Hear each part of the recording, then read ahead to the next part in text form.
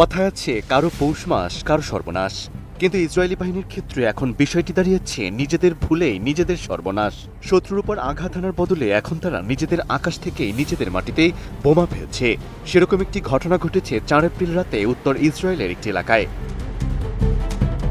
এই ঘটনার পর ইসরায়েল প্রতিরক্ষা বাহিনী বা আইডিএফ জানিয়েছে বিমান বাহিনীর একটি হেলিকপ্টার ভুলবশত ওই এলাকায় একটি বোমা ফেলেছে।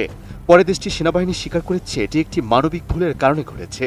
বোমাটি নিষ্ক্রিয় করার জন্য বোমা নিষ্ক্রিয়কারী দল ঘটনাস্থলে পাঠানো হয় এবং এতে কোনো হতাহতের ঘটনা ঘটেনি বলেও জানানো হয়েছে। তবে বিশ্লেষকরা বলছেন এই ঘটনা শুধুমাত্র একটি দুর্ঘটনা নয়, বরং দীর্ঘদিনের যুদ্ধের চাপ, সামরিক ক্লান্তি এবং অব্যবস্থাপনার একটি প্রতিফলন। গাজা ও লেবানন সীমান্তে দীর্ঘ সময় ধরে যুদ্ধ চালিয়ে যাওয়ার কারণে ইসরায়েলি সেনাদের মধ্যে মানসিক ও শারীরিক ক্লান্তি তৈরি হয়েছে, যার ফলে এমন ভুলের ঘটনা বাড়ছে বলে বিভিন্ন আন্তর্জাতিক বিশ্লেষণে উল্লেখ করা হয়েছে। এর আগে গত বছরেও একাধিকবার ইসরায়েলি বাহিনীর ভুল হামলার ঘটনা ঘটেছে। কখনো যুদ্ধবিমান থেকে ভুলবশত বোমা পড়ে গেছে, কখনো ট্যাঙ্কের গোলা লক্ষ্যভ্রষ্ট হয়ে নিজেদের এলাকার ভেতরেই পড়েছে।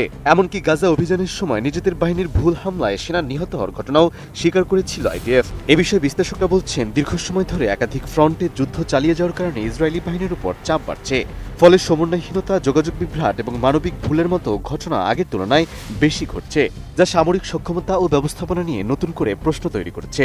আর সাম্প্রতিক এই বোমা ফেলার ঘটনাটি সেই বাস্তবতারই আরেকটি বড় উদাহরণ হিসেবে সামনে এসেছে এবং বিষয়টি নিয়ে নতুন করে আলোচনা শুরু হয়েছে।